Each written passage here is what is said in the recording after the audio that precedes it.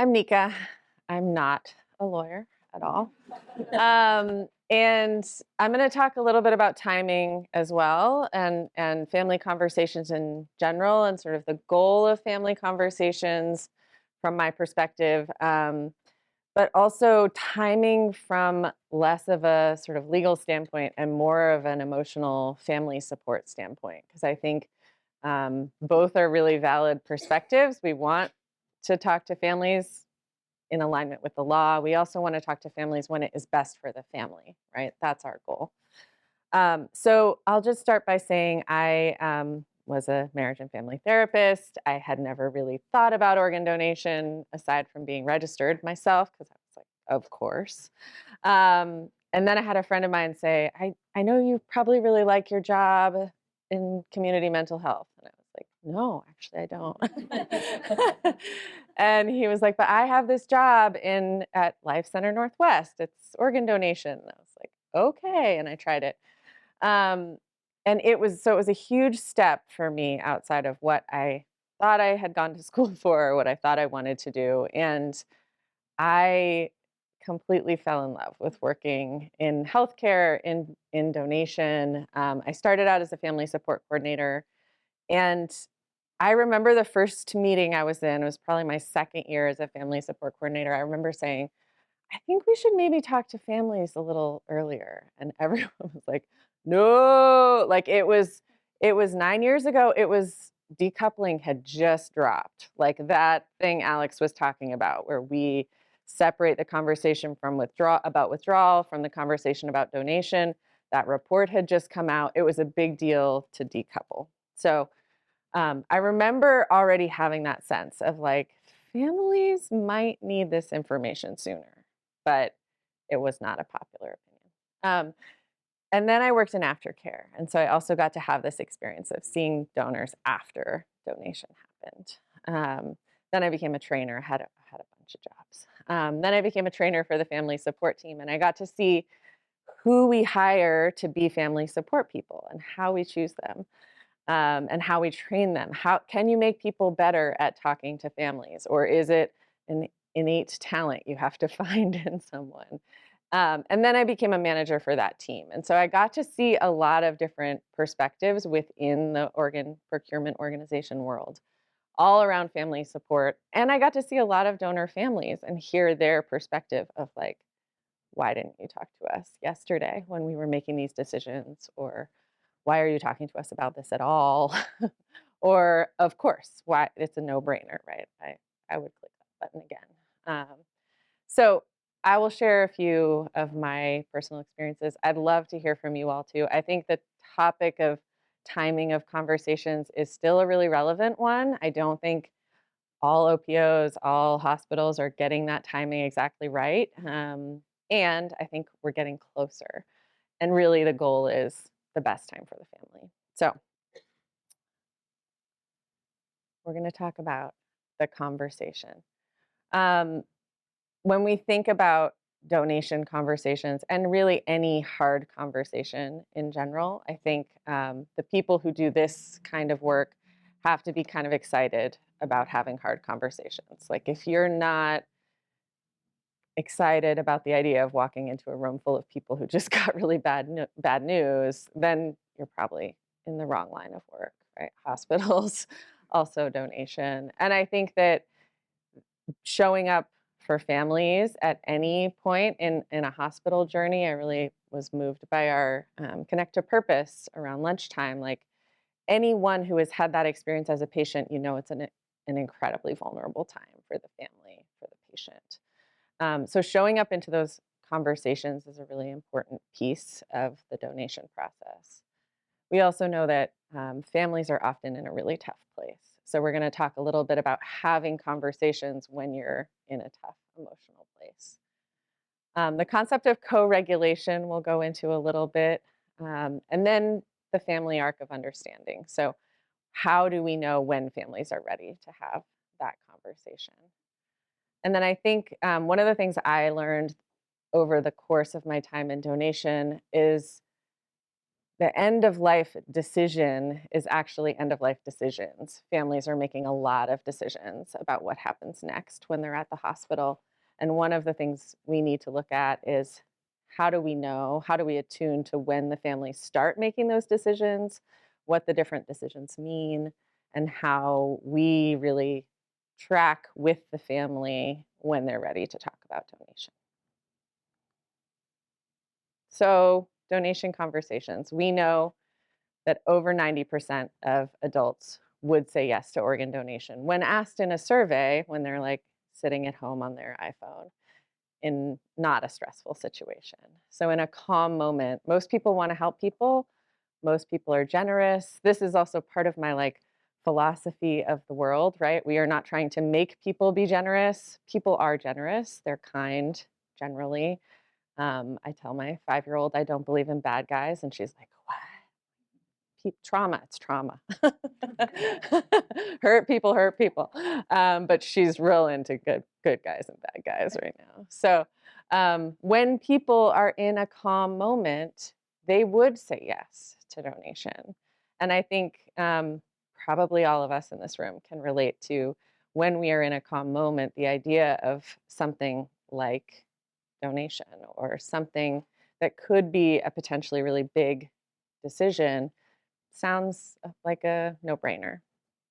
And what we know is that families, and when we're talking to families, are far from a calm moment. So we're actually almost always meeting families on the worst day.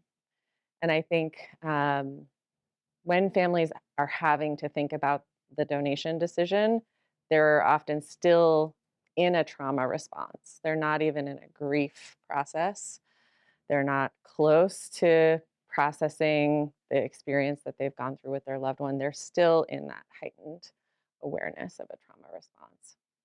And so we're coming in as the donation team and trying to talk to families about something that's really important when they are escalated, when they are in that trauma response.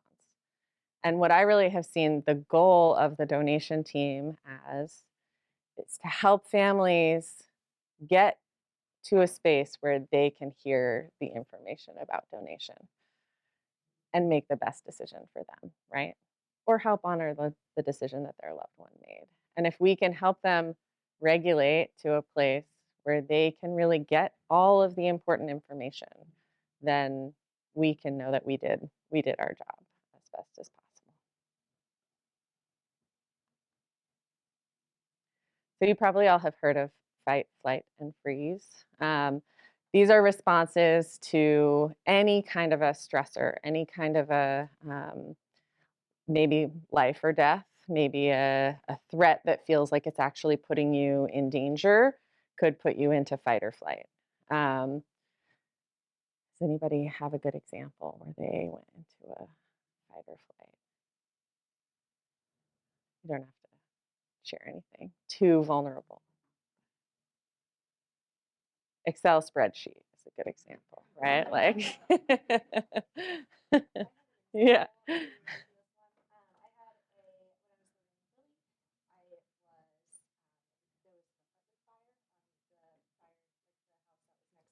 Yeah.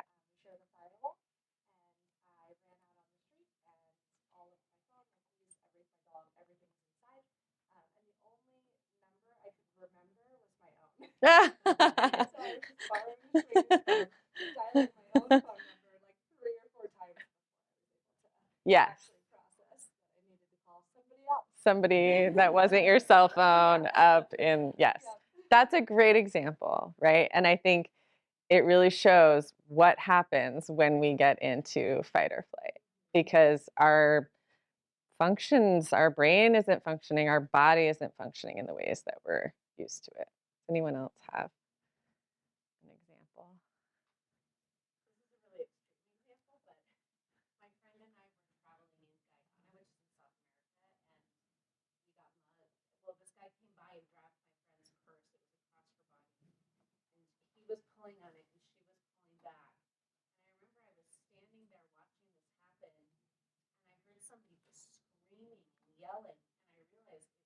Oh.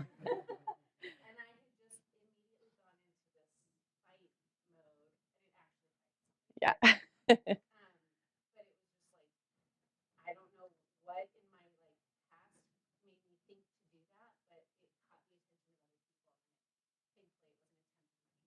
It didn't actually happen, but it was just like such a strange experience because it was almost out of body. Yeah.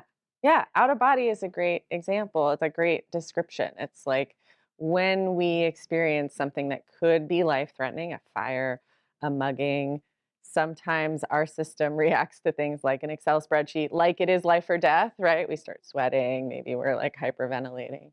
But you couldn't even hear your own voice, that is really extreme. And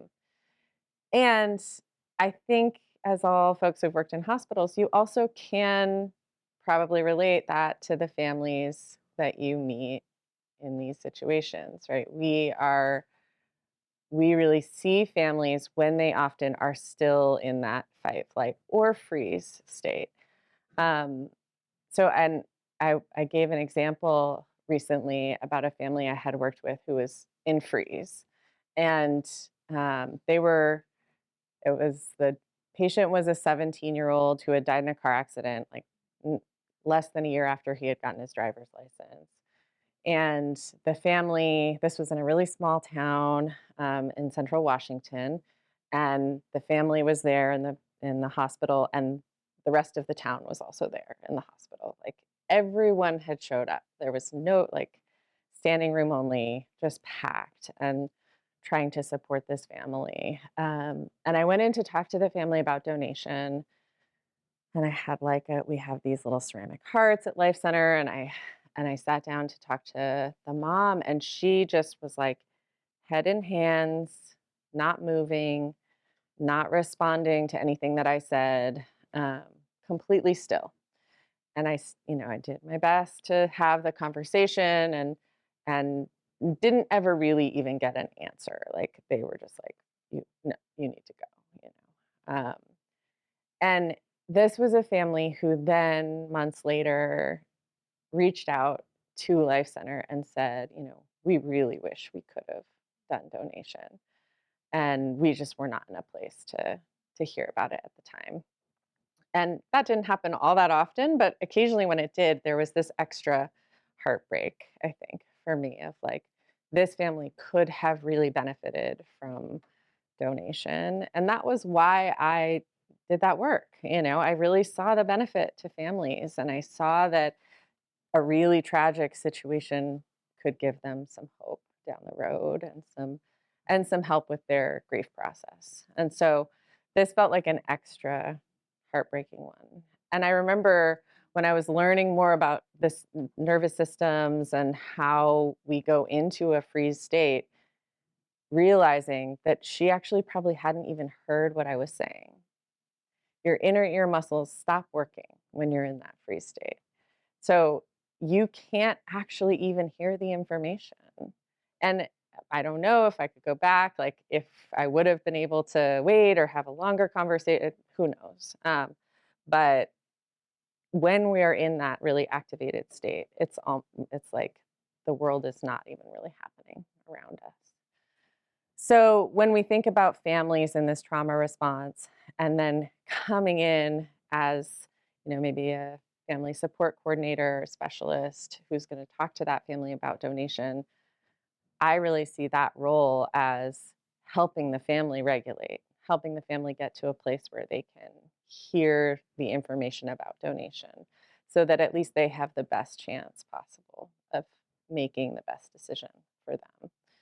And so I would really work with the team at Life Center around, like, how do you become nervous system whisperers? How do you help people get back out of that fight or flight stage? How do you help them get back out of freeze through fight or flight and then back to regulated?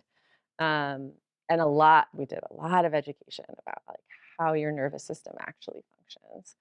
And a lot of that is nonverbals. A lot of that is like moving your body really slowly, talking in a low voice, right? All the things that really compassionate people sort of know and do intuitively.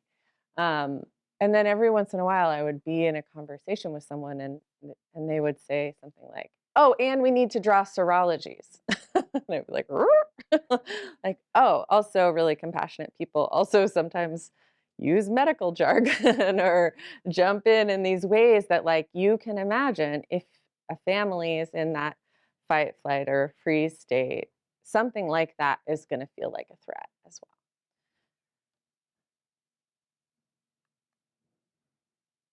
So the thing that I really have come to feel is that the regulated nervous system of everyone in the hospital, including the donation team, is the biggest gift to families.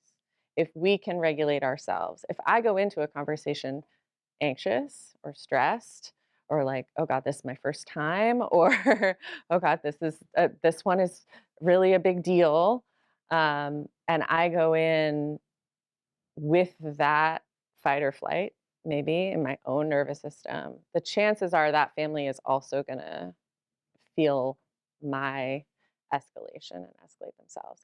If I can go in calm and regulated, I can also help that family co-regulate. It's a little bit like a baby, you know.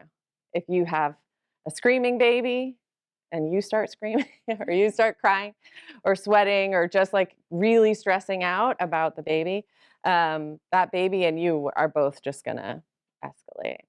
And if you can regulate yourself, you can also help that baby regulate. We shouldn't maybe hold donor families like a baby, but some of them want you to. And I think just showing up and regulating is an incredible gift. And then that extends to every conversation that we're having in the hospital, right? As executives, as managers who run a team, if you can show up regulated to hard conversations with your children, with your spouse, those conversations are going to look a lot different. And so thinking about how you can recognize your own nervous system states as well as the states of the people that you're interacting with, whether that's someone on the unit or someone on your team or a family or a donation professional. Does anyone have questions or stories or thoughts before I move out of? Yeah, I think that's a great question.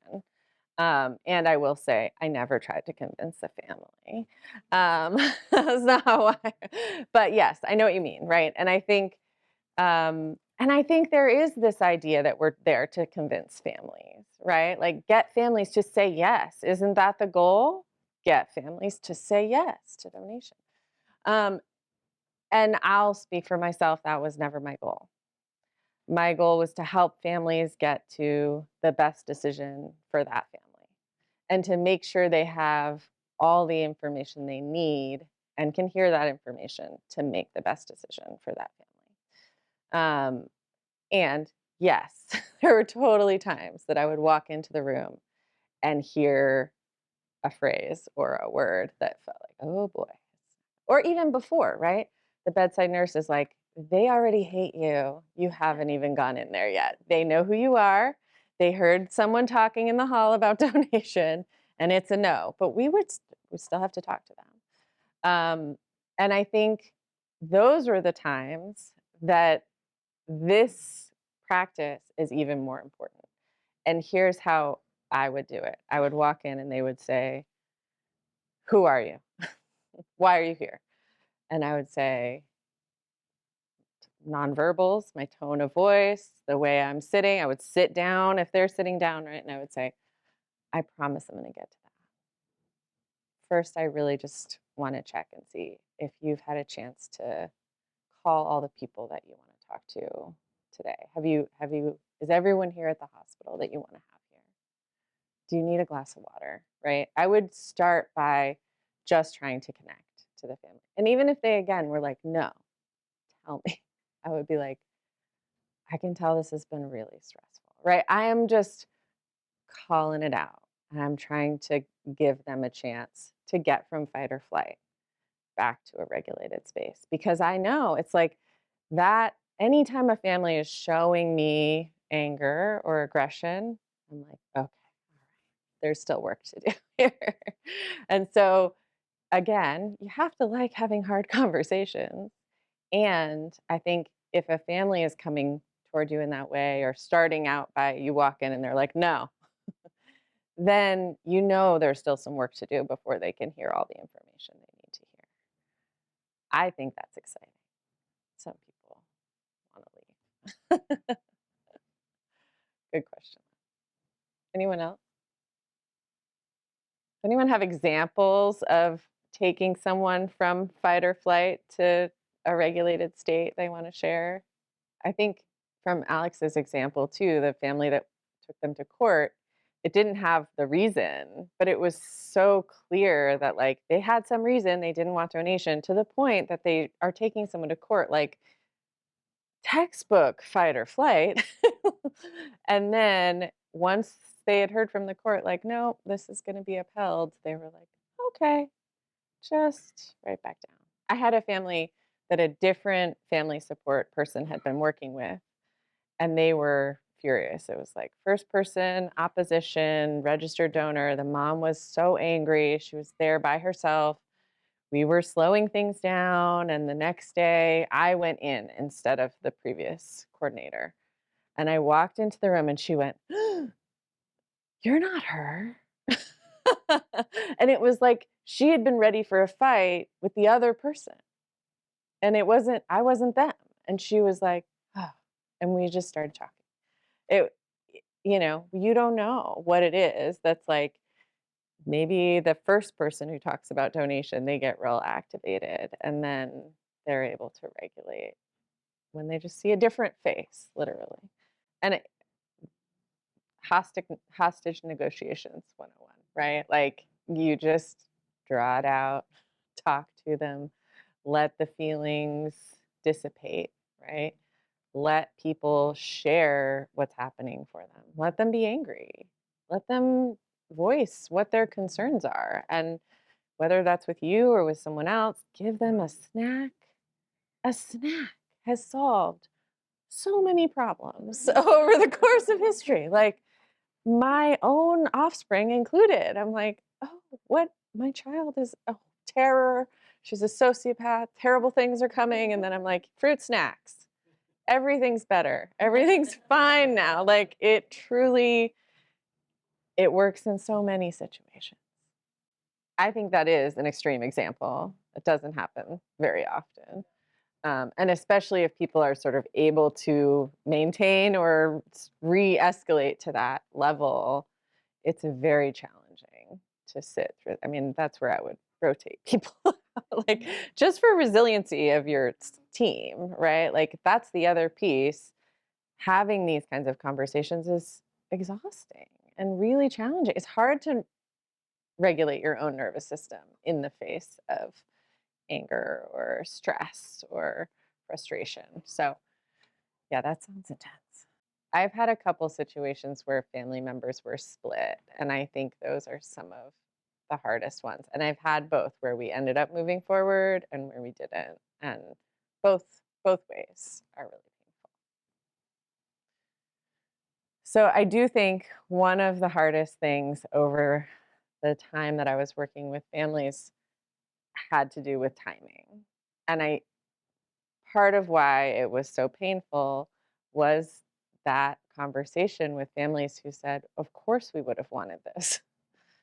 Why didn't you talk to us yesterday? Why didn't you talk to us 2 days? I mean, I started documenting those separately from the EMR because I was like, I just need to have a list to show physicians when they tell us we can't talk to families yet, because so many families are like, why didn't you talk to us when we were making these decisions? So this is a graphic that I put together that really is meant to show the way that, in my experience working in end of life, families start making decisions about donation, and families really start to understand what's happening with their loved one. We used to say accept. Families accept what's happening with their loved one. And one of the things I realized is families don't always accept what's happening with their loved one. they usually get to understanding. Sometimes they never get to acceptance. So if we're waiting for a family to get to acceptance about what's happening with their loved one, we'll just be waiting. And so I think when we're thinking about decoupling and really separating, does this family understand that their loved one isn't going to survive? And then it's time to have the donation conversation. What we had historically used as the trigger that the family understands their loved one isn't going to survive is that point at the top that the family is communicating to the healthcare team that they are ready to withdraw or brain death has been declared. So that's the donation conversation trigger. That's when we go in historically and talk to families. The window is pretty small. And what we find is that actually that family is communicating they're ready to leave the hospital. When they're saying, we're ready to withdraw, we're telling the healthcare team we're ready to withdraw, what they're saying is, we want to go home. And what I started to see is that more and more families had started making end-of-life decisions way before that.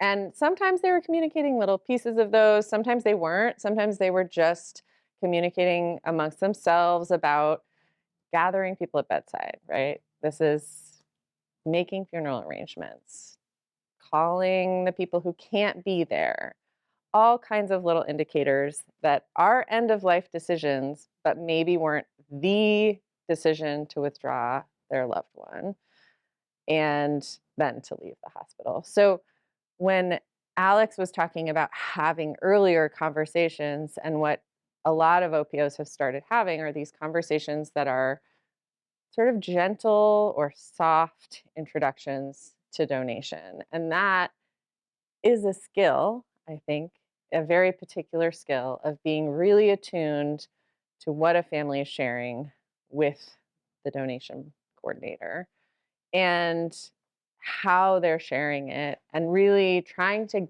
get information from the family about where they are in their understanding before saying anything about donation, which was always true. Like, even in that typical timeline of donation conversations, the donation family support coordinator, whoever was having the conversation, would really try to get information from the family about, where are you in your end of life decisions? What have you started talking about? What have you shared with the healthcare team?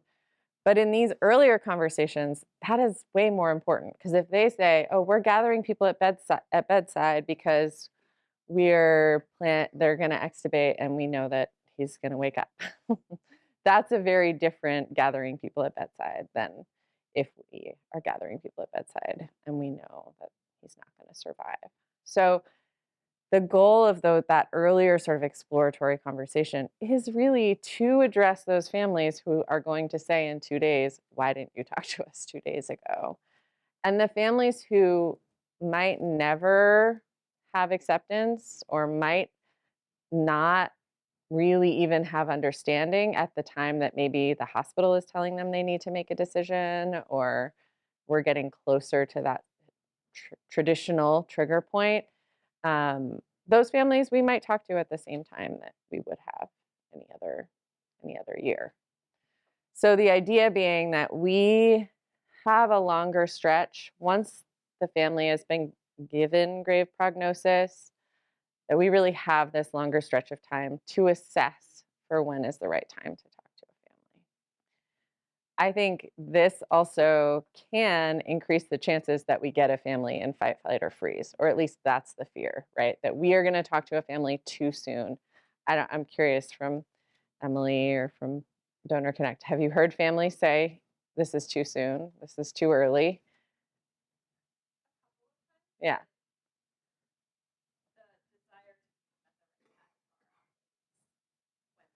Yeah.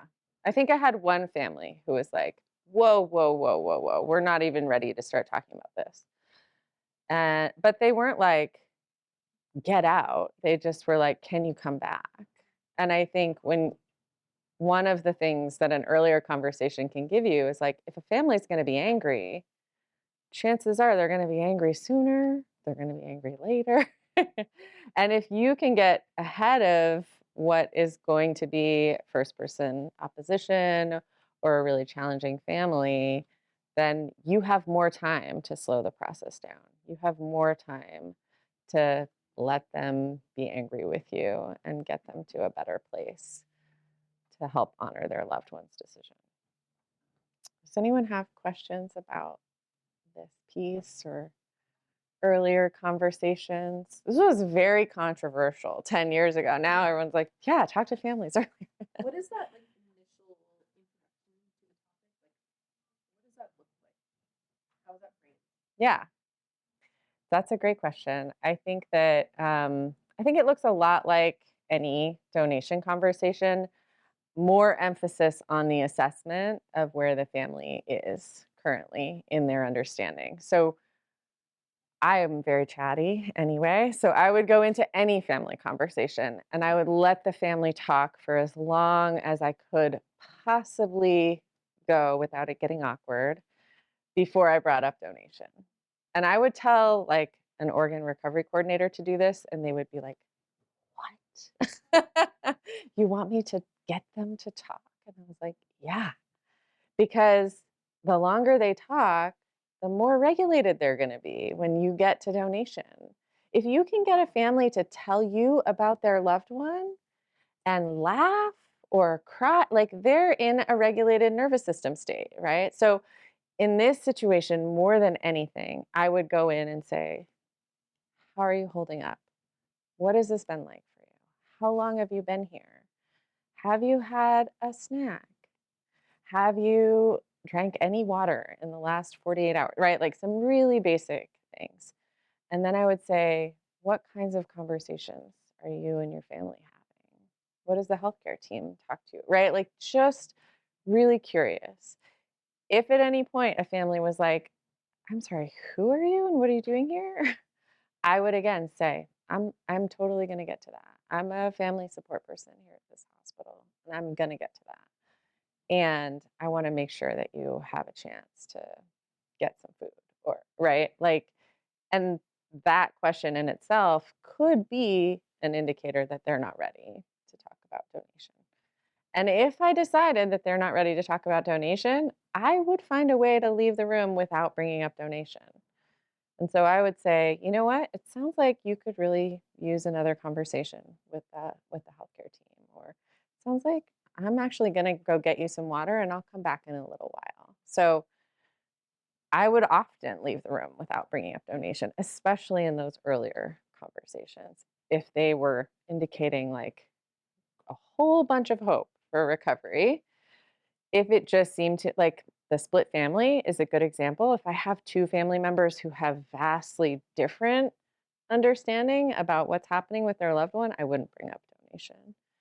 Um, any big indication of like registry opposition, I might really consider if I bring it up or not, because especially if the patient is a DCD or hasn't been declared, I think it's worth having a huddle with the team before bringing up donation in those situations. I wouldn't say don't, but still it would be good to be really intentional about that. This is anecdotal. I would say they didn't know what they were registering for. We don't believe in it, so we don't want them. We don't care what they wanted. We have a religious objection, or our family doesn't want them to be a donor. One that I felt like happened surprisingly often was they took themselves off the registry, like they had revoked their registry.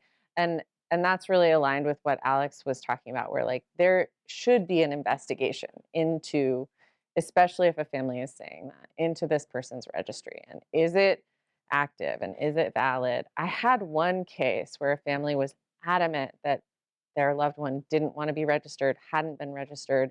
We did so much digging. It was like one of those different state situations where it's like gets very complicated. And it turned out he had removed himself from the registry the weekend before. And I was like, oh, like, oh, if we hadn't done all that digging, we might not have caught that, right? So it is really important to know, like, the registry is valid, it is legit. And that doesn't mean he still couldn't be a donor, but the family was saying no, and he had taken himself off. I mean, it might be an indicator that I was like overly invested in my work, but I wept when families would say, of course we would want this.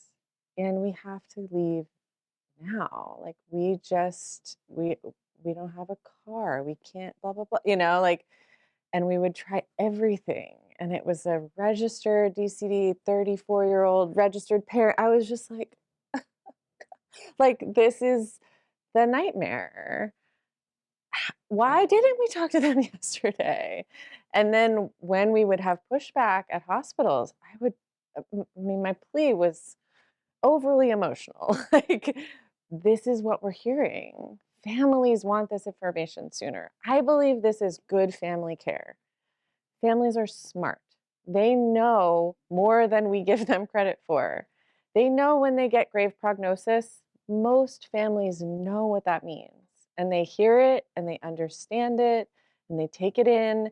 And we can give them credit for being traumatized, escalated, really in a lot of pain, smart people who deserve all the information and who deserve to make the best decision for themselves and their family or to honor their loved one's decision. And to me, this is like a no-brainer for anyone who believes in patient autonomy, family autonomy, right? Like families deserve this information. They deserve it at a time and in a way that they can hear it. That does not seem controversial to me.